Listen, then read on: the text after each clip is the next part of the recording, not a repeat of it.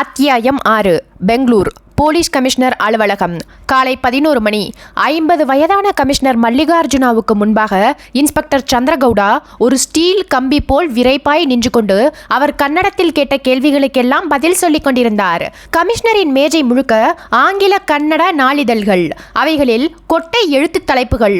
பிரபல தொழிலதிபர் லாலா பத்ரிநாத் சாலை விபத்தில் மரணம், குடும்பமே பலியான பரிதாபம், கோர விபத்து, வேன் மீது லாரி மோதி பத்ரிநாத் குடும்பமே பலி, இது சதியா, போலீஸ் தீவிர விசாரணை, கமிஷனர் கேட்டார். சந்திரகவுடா, பேப்பர் நியூஸ் எல்லாம் பாத்தீங்களா? பார்த்தேன் சார். இது சதி வேலையா இருக்குமோன்னு போட்டிருக்காங்க. பத்திரிகைக்காரங்களுக்கு வேற வேலை கிடையாது சார். ஏதாவது ஒரு ஹாட் நியூஸை அவங்களே கிரியேட் பண்ணிக்குவாங்க. நான் தரோவா விசாரணை பண்ணி பார்த்துட்டேன். இது 100% ஆக்சிடென்ட் தான் சார். 2 தமிழ் பத்திரிகை நிருபர்கள் விபத்தை நேரில் பார்த்திருக்காங்க. பத்ரிநாத்தோட குவாலிஸ் வேன் ராங் சைடில் ஏதோ ரிப்பேருக்காக நிறுத்தப்பட்டிருந்திருக்கு சார். வேனின் பின்புற விளக்கும் எரியல. குடிச்சிட்டு வேகமா லாரியை ஓட்டிட்டு வந்த டிரைவர் வேன் இருந்ததை கவனிக்காம மோதி இருக்கான். தப்பிக்க முயற்சி பண்ணின லாரி டிரைவரையும் கிளீனரையும் சித்தகல்லி கிராம மக்கள் கோபத்துல அடிச்சே கொண்டிருக்காங்க. அது சம்பந்தமா 56 பேரை கைது பண்ணி இருக்கேன் சார். விபத்தை நேர்ல பார்த்த அந்த பத்திரிகைக்காரங்க பேர் என்ன? ஒருத்தன் பேர் மணிகண்டன், இன்னொருத்தன் பேரு சேது. அவங்க கொடுத்த அட்ரஸை எல்லாம் வெரிஃபை பண்ணிட்டீங்களா? பண்ணிட்டேன் சார். தமிழ்நாட்டில் வெரி பாப்புலர் டெய்லி தினக்கதிர், அதில் 2 பேரும் ரிப்போர்ட்டர்ஸா ஒர்க் பண்றாங்க. சந்திரகவுடா சொல்லிக் கொண்டிருக்கும் போதே கமிஷனருக்கு முன்பாக இருந்த ஃபேக்ஸ் மிஷின் உயிர் பெற்று படபடத்தது. செய்தியோடு வந்த பிரிண்ட் அவுட் பேப்பரை உருவி எடுத்தார். கண்களுக்கு ரீடிங் கிளாஸை கொடுத்து படித்தார். ஃபேக்ஸ் செய்தி டெல்லி சிபிஐயில் இருந்து வந்திருந்தது. சாலை விபத்தில் இறந்து போன லாலா பத்ரிநாத்தின் போஸ்ட்மார்டம் ரிப்போர்ட்டை உடனே சிபிஐ அலுவலகத்திற்கு ஃபேக்ஸ் மூலமாக அனுப்பவும். அவருடைய ஒட்டுமொத்த குடும்ப மரணத்தில் சந்தேகம் இருப்பதால் சில விஷயங்களை தெளிவுபடுத்திக் கொள்ள வேண்டியிருக்கிறது. இது அவசரம், ரகசியம். CBI director Chittaranjan Gupta. Commissioner Mallikarjuna fax செய்தியை படித்துவிட்டு இன்ஸ்பெக்டர் சந்திரகவுடாவிடம் திரும்பினார். ஆக்சிடென்ட்டில் இறந்தவங்களோட போஸ்ட்மார்டம் ரிப்போர்ட் எப்ப கிடைக்கும்? மொத்தம் 8 பாடி சார். ஒட்டுமொத்த ரிப்போர்ட்டும் கைக்கு கிடைக்க சாயந்தரம் 4 மணி ஆயிடும் சார். போஸ்ட்மார்டம் ரிப்போர்ட்டை வாங்க நீங்க தானே போவீங்க? ஆமா சார். ரிப்போர்ட்டை வாங்கிட்டு நேரா இங்கே வந்துடுங்க. பிரஸ் பீப்புளை பார்க்கிறதையும் சப்போஸ் பார்க்க நேர்ந்தால் அவங்க கிட்ட பேசுறதையும் அவாய்ட் பண்ணிடுங்க. Yes sir. அத்தியாயம் 7. விவேக்கும் ஃபாதர் ராண்டியும் அந்த பாஸ்போர்ட்டை வியப்பாய் பார்த்தார்கள். விவேக், இதை என்னால நம்ப முடியல. சர்ச்சில் துப்புரவு வேலை பார்க்கும் ஒரு பெண் பாஸ்போர்ட் எடுத்து வைத்திருக்கிறாளே. ஃபாதர், மரியம் இந்த சர்ச்சுக்கு வந்து வேலைக்கு சேர்ந்து 6 மாசம் ஆனதா சொன்னீங்க இல்லையா? ஆமா. இந்த 6 மாச காலத்துல மரியம் லீவ் எடுத்துக்கிட்டு எத்தனை முறை வெளியே போயிருக்கா? இது வரைக்கும் அவ லீவே போட்டதில்ல. எனக்கு தெரிஞ்சு மரியம் சர்ச்சின் காம்பவுண்ட் கேட்டையே தாண்டினது கிடையாது. ராத்திரி நேரங்களில் கல்லறை தோட்டத்தின் பின்பக்கத்து கேட்டு வழியாக வெளியே போயிருக்கலாமே. மேபி அதை கண்காணிக்க வாய்ப்பில்லையே. ஃபாதர் ராண்டி சொல்லிக் கொண்டிருக்கும் போதே விவேக்கின் செல்போன் ஷர்ட் பாக்கெட்டில் இருந்து சினுங்களாய் கூப்பிட்டது. எடுத்து டிஸ்பிளேயில் யார் என்று பார்க்க விஷ்ணு. என்ன பாஸ், நீங்க சர்ச்சுக்குள்ள போய் 1/2 மணி நேரம் ஆயிடுச்சு. எல்லாம் இயேசுவே, எனக்கு எல்லாம் இயேசுவேன்னு பாடிக்கிட்டு உட்கார்ந்துருக்கீங்களா? டேய் விஷ்ணு, சர்ச்சுக்குள்ள ஒரு பிரச்சனைன்னா சிவிலா கிரிமினலா? கிரிமினல், அதாவது கொலை. அதே. ஆனா பொண்ணா? 2வது. சை என்றான் விஷ்ணு. இன்னைக்கு நல்ல ப்ரோக்ராம் பாஸ். காமினி யாமினி கஜல் இந்த மியூசிக் ப்ரோக்ராம்க்கு சீஃப் கெஸ்டா வரப்போகிறவர் வாழ்நாளில் நாம் சந்திக்க முடியாத பிரபல கிரிக்கெட் வீரர் பிரணவ் கோஷ். மிஸ் பண்றோம் பாஸ். டேய், புலம்பாம ஒரு காரியம் பண்ணு. சொல்லுங்க பாஸ். ரூபலாவை கொண்டு போய் மியூசிக் அகாடமி ஹாலில் விட்டுட்டு நீ உடனடியா புறப்பட்டு சர்ச்சுக்கு வா. Okay pass. மேடத்துக்கிட்ட செல்போனை தரட்டுமா? வேண்டாம், நீ காரை எடுத்துக்கிட்டு கிளம்பு. விவேக் செல்போனை அணைத்து பாக்கெட்டுக்குள் போட்டுக்கொள்ள ஃபாதர் கேட்டார். என்ன மிஸ்டர் விவேக், உங்க மனைவி ரூபலா கார்ல வெயிட் பண்றாங்களா? ஆமா ஃபாதர். உங்க போன் வரும்போது நாங்க ஒரு மியூசிக் ப்ரோக்ராமுக்கு புறப்பட்டுக்கிட்டு இருந்தோம். உங்க பிரச்சனை என்னன்னு தெரிஞ்சுக்கிட்டு அப்படியே ப்ரோக்ராமுக்கு போலாம்னு பிளான். உங்க பிரச்சனை இப்படி இருக்கும்னு நான் நினைக்கல. சாரி விவேக், உங்க இனிமையான சாயந்தர நேரத்தை ஸ்பாயில் பண்ணிட்டேன். நோ ஃபாதர், மியூசிக் ப்ரோக்ராமுக்கு போறது ஒரு முக்கியமான விஷயம் இல்லை. This is important and serious. நீங்க போன் பண்ணி பேசும்போது பிரச்சனை இப்படி இருக்கும்னு நான் நினைக்கல. கொலை செய்யப்பட்டு கிடக்கிற இந்த மரியத்துக்கிட்ட நிறைய புதிர்கள் இருக்கு. சின்ன வயசிலிருந்தே ஒரு கிறிஸ்துவ மிஷனில் வளர்க்கப்பட்ட மரியத்துக்கிட்ட எல்லா மத சம்பந்தப்பட்ட புத்தகங்கள் இருக்கிறதும் எல்லாத்துக்கும் மேலா கையில் ஒரு பாஸ்போர்ட் இருக்கிறதும் சாதாரண விஷயங்களா என்னோட மனசுக்கு படல. விவேக் சொல்லிக் கொண்டிருக்கும் போதே வீட்டுக்கு வெளியே பூட்ஸ் சத்தங்கள் கேட்டன. எட்டி பார்த்தான். டிஎஸ்பி அப்துல் மாலிக் ஃபாரன்சிக் அதிகாரிகளோடு வேக வேகமாய் வீட்டை நோக்கி வந்து கொண்டிருந்தார். ஃபாதர், போலீஸ் வந்துட்டாங்க. விவேக்கை பார்த்து விஷ் செய்தபடி அப்துல் மாலிக் வீட்டுக்குள் நுழைந்தார். விவேக் ஃபாதரை அறிமுகப்படுத்தி வைத்தான். ஃபாரன்சிக் அதிகாரிகள் மரியத்தை நோக்கி போக ஃபாதர் அப்துல் மாலிக்கிடம் நடந்த விவரங்களை எல்லாம் சொல்ல ஆரம்பித்தார் மெல்லிய குரலில். விவேக் ஃபாரன்சிக் ஆட்களோடு இணைந்து கொண்டான். போலீஸ் போட்டோகிராஃபர் ஒருவர் மரியத்தை பல கோணங்களில் திணித்துக் கொண்டிருக்க அறையில் இருக்கும் ஃபிங்கர் பிரிண்ட்ஸ்களை சேகரிக்க பவுடர் தூவப்பட்டது. ஃபாரன்சிக் நடவடிக்கைகளில் 10 நிமிடம் கரைந்திருந்த போது விவேக்கின் செல்போன் மறுபடியும் ரிங்டோனை வெளியிட்டது. எடுத்து டிஸ்பிளேயில் பார்த்தான். விஷ்ணு. ஃபாரன்சிக் ஆபீசர்களிடம் ஒரு எக்ஸ்கியூஸ் மீயை சொல்லிவிட்டு செல்போனோடு வீட்டுக்கு வெளியே வந்து பேச ஆரம்பித்தான். என்ன விஷ்ணு? பாஸ், மியூசிக் அகாடமி கட்டடத்துக்கு பக்கமா இருந்து பேசிட்டு இருக்கேன். இன்னைக்கு மியூசிக் ப்ரோக்ராம் நடக்காது போலிருக்கு. ஏன் இங்க ஒரே கலாட்டாவா? எதுக்கு? கிரிக்கெட் வீரர் பிரணவ் கோஷ் இன்னைக்கு நடக்கிற மியூசிக் ப்ரோக்ராம்ல சீஃப் கெஸ்டா கலந்துக்க இருந்தார் இல்லையா? ஆமா, அவர் வரது கேன்சல் ஆயிருச்சான். அவரை பார்க்கறதுக்காகவே வந்திருக்கிற நூற்றுக்கணக்கான இளைஞர்கள் விஷயம் தெரிஞ்சு போய் மியூசிக் ப்ரோக்ராமை நடத்த விடாம கலாட்டா பண்ணிக்கிட்டு இருக்காங்க. அதனால மேடத்தை நான் வீட்டுல விட்டுட்டு நேரா சர்ச்சுக்கு வந்துடுறேன். வா. அங்க நிலைமை என்ன பாஸ்? போலீஸ் வந்தாச்சு, சடங்குகள் நடந்துகிட்டு இருக்கு. ஏதாவது க்ளூ கிடைச்சதா பாஸ்? இன்னும் இல்ல. கேஸோட எல்கேஜி லெவலிலேயே ஏகப்பட்ட குழப்பம். மண்டைக்குள்ள ஏப்ரல் மாச வெயில். நான் வந்தாதான் பாஸ் கேஸ்ல தெளிவு கிடைக்கும். நீங்க கவலைப்படாதீங்க பாஸ். மேடத்தை வீட்டுல விட்டுட்டு 1 மணி நேரத்துக்குள்ள ஸ்பாட்டுக்கு வந்துடுறேன். வா. விவேக் செல்போனை அணைத்து பாக்கெட்டுக்குள் போட்டுக்கொண்ட வினாடி ஜன்னலில் நின்றும் வெளிப்பட்ட விளக்குடியில் வீட்டின் வாசற்படிக்கு கொஞ்சம் தள்ளி 2 சதுர அடி பரப்புக்கு தரை வித்தியாசமாய் தெரிந்தது. விவேக் மெல்ல அதை நோக்கி போனான். பக்கத்தில் போனதும் குனிந்து பார்த்தான். பார்வை உன்னிப்பாகியது. மிஸ்டர் அப்துல் மாலிக் சார், ஒரு நிமிஷம் வெளியே வாங்க. ஃபாதர் ராண்டியிடம் பேசிக்கொண்டிருந்த டிஎஸ்பி அப்துல் மாலிக் வேக வேகமாய் விவேக்கை நோக்கி வந்தார். சார், இத கொஞ்சம் பாருங்க. அவர் பார்த்தார். முகம் மாறியது. அத்தியாயம் 8. பெங்களூர் அரசு மருத்துவமனை. போஸ்ட்மார்ட்டத்தை முடித்துக்கொண்டு டாக்டர்கள் மொய்லியும் கோபண்ணாவும் சீஃப் டாக்டர் கிருஷ்ணப்பாவின் அறையை நோக்கி நடந்தார்கள். வராந்தாவில் நின்றிருந்த நிருபர்கள் மறித்தார்கள். டாக்டர், ரிப்போர்ட் என்ன சொல்லுது? கொலையா விபத்தா? டாக்டர்கள் ஒன்றும் பேசாமல் நடந்தார்கள். பேசாம போனா எப்படி டாக்டர்? ஏதாவது சொல்லுங்க. லாலா பத்ரிநாத்தின் குடும்பம் உண்மையிலேயே ரோடு விபத்தில் தான் பலியானார்களா, இல்லை கொலை செய்யப்பட்டார்களா?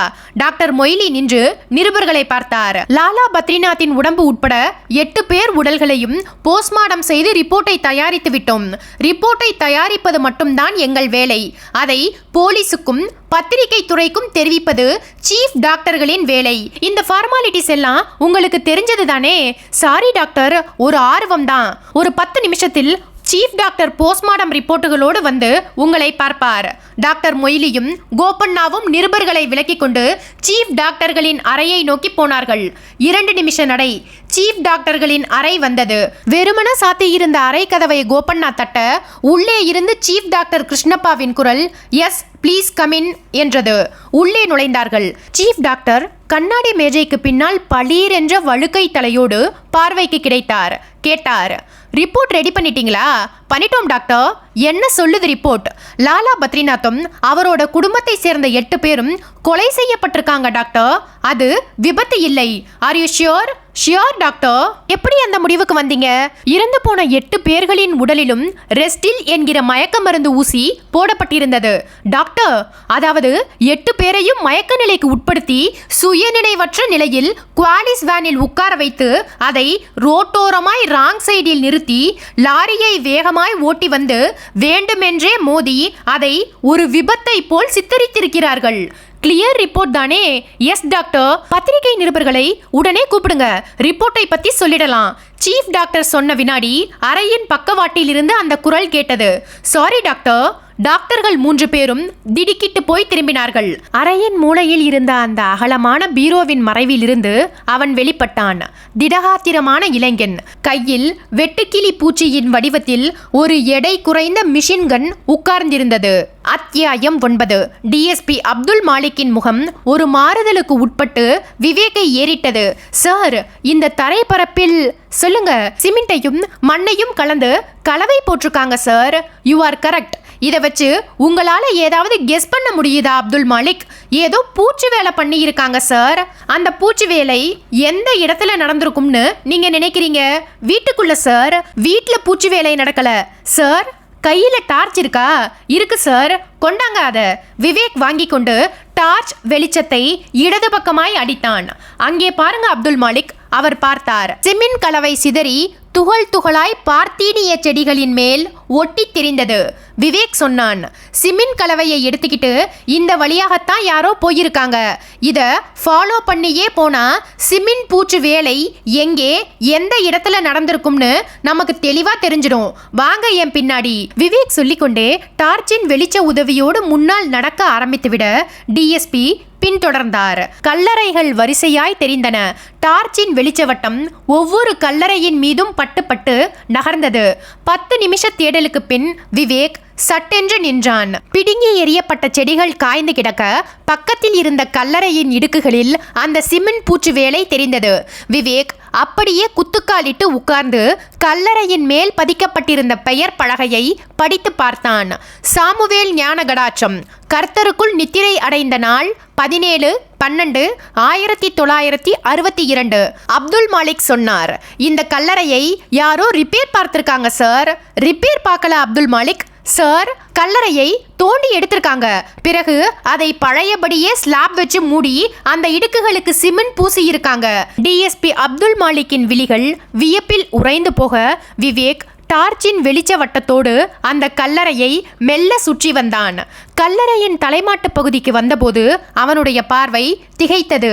அரையங்குல நீளத்தில் பெரிது பெரிதான சிவப்பு எறும்புகள் கல்லறையின் ஒரு பக்க இடுக்கில் வேக வேகமாய் நுழைந்து இன்னொரு இடுக்கின் வழியாக அதே வேகத்தில் வெளியே வந்து கொண்டிருந்தன.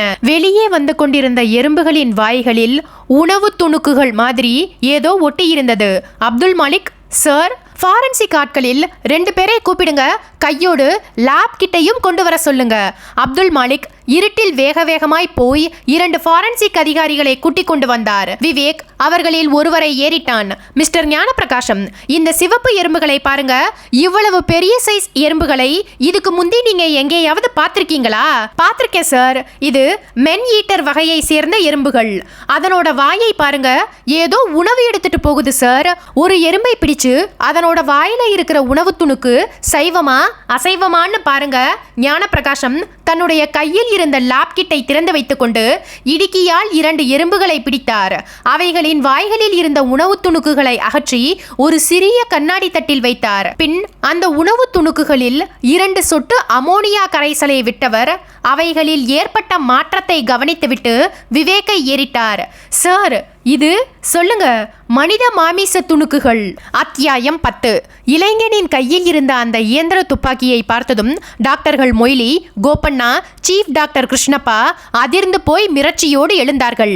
இளைஞன் மெல்ல சிரித்தான். உங்க 3 பேர்ல யாராவது ஒருத்தர் போய் அறை கதவை சாத்திட்டு வாங்க. 3 பேரும் அவனையே பார்த்து கொண்டு நின்றார்கள். சொன்னது காதுல விழலையா? இல்ல 3 பேர்ல யார் போறதுன்னு தயக்கமா? கோபண்ணா போய் அறை கதவை சாத்தி தாளிட்டு விட்டு வந்தார். சீஃப் டாக்டர் கிருஷ்ணப்பா நடுக்க குரலோடு கேட்டார். யார் நீ? உனக்கு என்ன வேணும்? உங்க 2வது கேள்விக்கு மட்டும் பதில் சொல்றேன். லாலா பத்ரிநாத் குடும்ப நபர்கள் போஸ்ட்மார்டம் செய்யப்பட்ட அந்த ரிப்போர்ட்டை மாத்தணும். ரிப்போர்ட்டை மாத்தணுமா? எதுக்கு? இப்ப ரிப்போர்ட் என்ன சொல்லுது? நடந்தது விபத்து அல்ல, கொலை. நடந்தது கொலை அல்ல, முழுக்க முழுக்க விபத்துன்னு மாத்தணும். போலீஸ் டிபார்ட்மெண்ட்டுக்கு ஒரு சின்ன சந்தேகம் கூட வராதபடிக்கு ரிப்போர்ட் இருக்கணும். 3 டாக்டர்களும் ஒருத்தரை ஒருத்தர் கலவரமாய் பார்த்து கொள்ள இளைஞன் துப்பாக்கியை உயர்த்தியபடி 2 அடி முன்னால் வந்தான். போஸ்ட்மார்டம் ரிப்போர்ட்டை நான் சொன்ன மாதிரி நீங்க மாத்தாத பட்சத்தில் உங்க 3 பேரோட குடும்பத்து நபர்களை வேறு டாக்டர்கள் இன்னைக்கோ நாளைக்கோ இதே ஹாஸ்பிட்டலில் போஸ்ட்மார்டம் செய்ய வேண்டியிருக்கும். பரவாயில்லையா? நான் பொய் சொல்றேன்னு பாக்குறீங்களா? உங்க 3 பேர் வீட்டுக்குள்ளேயும் என்னோட ஆட்கள் இதே மாதிரி ஒரு துப்பாக்கியை வச்சுக்கிட்டு உங்க பொண்டாட்டி குழந்தைகளுக்கு முன்னாடி உட்கார்ந்துட்டு இருக்காங்க. நான் செல்லில் தகவல் கொடுத்தா போதும், எல்லாரோட உடம்பும் சல்லடையாயிடும். நான் சொல்றதுல உங்களுக்கு நம்பிக்கை இல்லைன்னா உங்க 3 பேர்ல யாராவது ஒருத்தர் வீட்டுக்கு போன் பண்ணி பாருங்க. இளைஞன் சிரித்தான். டாக்டர் மொய்லி, நீங்க தான் உங்க வீட்டுக்கு போன் பண்ணி பாருங்களேன். மொய்லி தயக்கமாய் நடந்து போய் டெலிபோனை தொட்டு ரிசீவரை எடுத்தார். தன் வீட்டு எண்களை டயலில் தட்டிவிட்டு காத்திருந்தார். மறுமுனையில் ரிங் போய் ரிசீவர் எடுக்கப்பட்டது. ஹலோ, மெல்ல குரல் கொடுத்தார். ஒரு ஆண் குரல் கேட்டது. டாக்டர் மொய்லியா? ஆமா. பொண்டாட்டி கிட்ட பேசணுமா? பேசு. அடுத்த சில வினாடிகளில் மொய்லியின் மனைவி பங்காரம்மாவின் குரல் ரிசீவர் வழியே பதட்டமாய் கேட்டது. என்னங்க, நம்ம வீட்டுக்குள்ள எவனோ ஒருத்தன் துப்பாக்கியும் கையுமா உட்கார்ந்து என்னையும் நம்ம 2 பொண்ணுங்களையும் மிரட்டிட்டு இருக்கான். எதுக்காக இப்படி பண்றேன்னு கேட்டா ஒரு பதிலும் பேச மாட்டேங்கிறான். மொய்லி பதில் பேசுவதற்குள் மறுமுனையில் ரிசீவர் பறிக்கப்பட்டு டொக்கென்று வைக்கப்படும் சத்தம் கேட்டது. மொய்லியும் ரிசீவரை வைக்க துப்பாக்கி இளைஞன் சிரித்தான். என்ன டாக்டர், நான் சொன்னது உண்மையா இல்லையா? மொய்லி கை கூப்பினார். என்னோட ஒய்ஃபையும் 2 பொண்ணுங்களையும் ஒன்னும் பண்ணிடாத.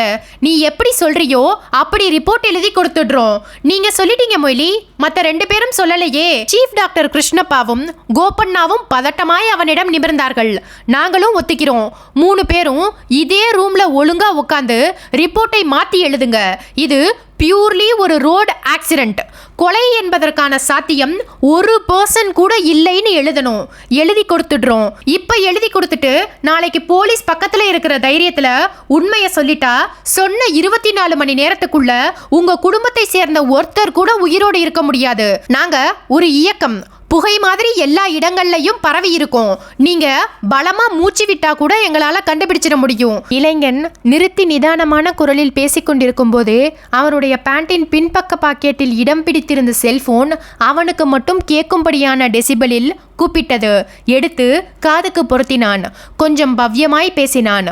ஒரு பிரச்சனையும் இல்லை சார். போஸ்ட்மார்டம் ரிப்போர்ட்டை நம்ம இஷ்டப்படி மாற்றி எழுதி கொடுக்க 3 டாக்டர்ஸுமே ஒத்துக்கிட்டாங்க சார். 1/2 மணி நேரத்துக்குள்ள ரிப்போர்ட்டோட காப்பியை வாங்கிக்கிட்டு நான் வந்துடுவேன். என்ன சார் சொன்னீங்க? போலீஸா? அவங்க ஹாஸ்பிட்டல் கேண்டீன்ல போண்டாவும் டீயும் சாப்பிட்டுக்கிட்டு இருக்காங்க சார். அத்தியாயம் 11. விவேக் கல்லறைக்கு பக்கத்திலேயே நின்று கொண்டு செல்போனில் டிஜிபியிடம் பேசிக் கொண்டிருந்தான். சார், உடனே கல்லறையை தோண்டி பார்த்துடுறது பெட்டர்னு என்னோட மனசுக்கு படுது. ஃபாதர் ராண்டி என்ன சொல்றாரு? அவர் இடிஞ்சு போய் ஒண்ணுமே பேச முடியாத நிலைமையில் இருக்காரு சார். அது யாரோட கல்லறை? பேரு சாமுவேல் ஞானகடாச்சம். 30 வருஷங்களுக்கு முன்னாடி தன்னோட 78வது வயதில் இறந்து போயிருக்கார். அவர் ஒரு மத போதகராய் இருந்ததாய் ஃபாதர் ராண்டி சொல்றாரு. இத்தனை வருஷம் கழிச்சு அவரோட கல்லறையை யார் எதுக்காக தோண்டி இருக்க முடியும்? அதுதான் சார் ஒரே குழப்பமா இருக்கு. மரியம் அந்த கல்லறையை தோண்டி எடுக்க உதவி பண்ணி இருக்கலாம்னு என்னுடைய மனசுக்கு படுது. கல்லறையை தோண்டி பார்த்தா உண்மைகள் கிடைக்கலாம் சார். ஓகே மிஸ்டர் விவேக், கல்லறையை தோண்டி பார்த்துடுங்க. முக்கியமான தகவல் ஏதாவது இருந்தா எனக்கு ஃபோன் பண்ணுங்க. விவேக் செல்போனை அணைத்து பாக்கெட்டுக்குள் போட்டுக்கொண்டே கல்லறையின் 2 பக்கங்களிலும் நீளமான கடப்பாறைகளோடு நின்றிருந்த கூலி ஆட்களை பார்த்து தலையசைத்தான். அவர்கள் பெட்ரமாக்ஸ் விளக்குகளை பக்கத்தில் இருந்த ஒரு மர கிளையில் மாட்டிவிட்டு கல்லறையை தோண்ட ஆரம்பித்தார்கள். விவேக்கிற்கு பக்கத்தில் யாரோ வந்து நிற்பது போல் தோன்றவே திரும்பி பார்த்தான். விஷ்ணு, பாஸ், மேடத்தை வீட்டில் கொண்டு போய் விட்டாச்சு. என்ன ரூபலாவுக்கு கோபமா? பயங்கர கோபம் பாஸ். சீஃப் கெஸ்டா அழைக்கப்பட்டிருந்த கிரிக்கெட் பிளேயர் பிரணவ் கோஷ் தன்னோட வருகையை ரத்து பண்ணிட்டதால ஒரு நல்ல கஜல் மியூசிக் ப்ரோக்ராமை என்ஜாய் பண்ண முடியாம போயிடுச்சு பாஸ். டேய் விஷ்ணு, இப்ப நமக்கு அந்த கிரிக்கெட் பிளேயர் பிரணவ் கோஷும் கஜல் மியூசிக்கும் முக்கியம் இல்ல. இந்த கேஸை கவனி. சர்ச்சில் வேலை பார்த்துட்டு இருந்த மரியம் என்கிற பெண் கொடூரமான முறையில் கொலை செய்யப்பட்டிருக்கா. அது தவிர 30 வருஷங்களுக்கு முன்னாடி இறந்து போன சாமுவேல் ஞானகடாச்சம் என்கிற ஒரு மத போதகரின் கல்லறையை யாரோ தோண்டி எடுத்து பார்த்துட்டு மறுபடியும் ஸ்லாப போட்டு மூடி அந்த இடுக்குகளை சிமெண்ட் கலவையால் பூச்சு வேலை பண்ணி இருக்காங்க. என்ன நடந்திருக்கும்னு உன்னால கெஸ் பண்ண முடியுதா? உங்க கெஸ் என்ன பாஸ்? சைபர். நான் ஒரு பெரிய சைபர் பாஸ். கல்லறையை தோண்டிக் கொண்டிருந்த கூலி ஆட்கள் இப்போது ஸ்லாபை நம்பி மெல்ல மெல்ல புரட்டி போட்டார்கள். கீழே 4 அடி ஆழத்தில் அந்த பழைய சவப்பெட்டி தெரிந்தது. ஃபாரன்சிக் அதிகாரிகளில் ஒருவர் விவேக்கை கேட்டார், சார், சவப்பெட்டியை மேலே தூக்கச் சொல்லட்டுமா? விவேக் தலையசைக்க 10 நிமிட போராட்டத்துக்கு பின் சவப்பெட்டி குழியை விட்டு மேலே வந்தது. எல்லோரும் சூழ்ந்தார்கள். ஓபன் பண்ணிடலாமா சார்? கூலி ஆட்கள் சவப்பெட்டியின் மேல் அடிக்கப்பட்டிருந்த அந்த துருப்பிடித்த ஆணிகளை சுத்தியால் பிடுங்க பெட்டியின் மேல் பலகை நெகிழ்ந்தது. விவேக்கின் பார்வை உன்னிப்பாகியது. பலகை சத்தத்துடன் மேலே தூக்கப்பட பெட்டிக்குள்ளே ஒரு 6 அடி உயர உடல் கிடத்தப்பட்டிருந்தது. விஷ்ணு முண்டி அடித்து பார்த்துவிட்டு முதல் ஆளாய் கத்தினான், பாஸ், இது பிரணவ் கோஷ், கிரிக்கெட் பிளேயர்.